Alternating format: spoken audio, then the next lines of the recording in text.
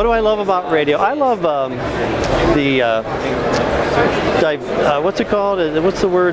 Divergency. You know, how there's so many things you've got to know. You know, you got to know sound equipment, you got to know soundboards, you got to know RF, microwave systems, satellite systems, telephone systems.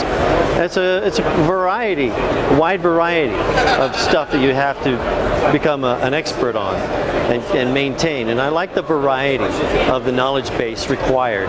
It's not the same thing every day. You know, it's not like an IT job where every day, oh, there's something wrong with this computer or that computer. It's always an IT thing. With radio, it's like, well, the satellite's messing up, or the microwave is messing up, or the soundboard is messing up, or the transmitter is messing up. You know, it's always something different, something new, and I like that about radio. Just always enjoyed radio. It was a major part of my life when I was younger. And you know, my dad being an engineer, I built an AM transmitter in junior high school, so that got me into the radio bug really early. You know, and then at the college I went to, we had a radio station, so I was immediately involved in that. And wanted to be on the air. They didn't have any time slots left, but you know what? They didn't have an engineer. So I already knew how to fix stuff, so I just sort of stepped right into that, very quick and simple. That's pretty much how I got into the radio and started it all. There was a show I used to listen to on the radio called, it's called the Radio Mystery Theater, I think it was, on the AM station. And yeah, Radio Mystery Theater, I believe. It was a drama. Sometimes there was more than one part, if I remember right. I don't know for sure. But that was always great to listen to. After that was over, I'd switch over to Whoa Radio and fall asleep with the music playing. You know, I had this tube-type radio that was right next to me in the bed, and I would listen to that at night. It was great. So radio was there every night, putting me to sleep. What makes great radio is localism and the owners caring about the medium.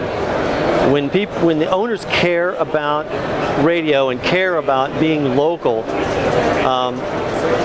the listeners can tell. They really can. And you know, it's a way that gives the listener can have a connection with a company that puts that much effort into being a local radio station. It really makes a difference. When I left my former job, we had 5 radio stations, and we were doing probably at the most 5 remotes a week. Here, we're doing 30 remotes a week. It's a whole different mentality, and it shows in the way that the morale is around the station.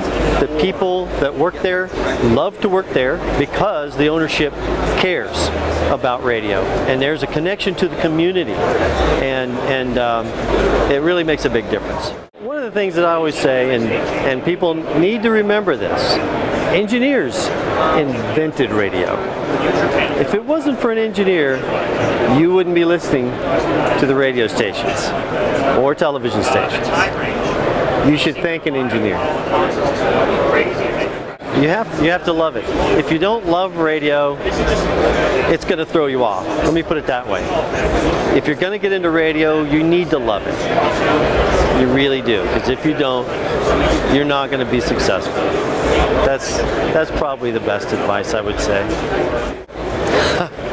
Wow. If I wasn't in radio, where would I be? That's a hard question. I can't even answer. Radio is just it's too much.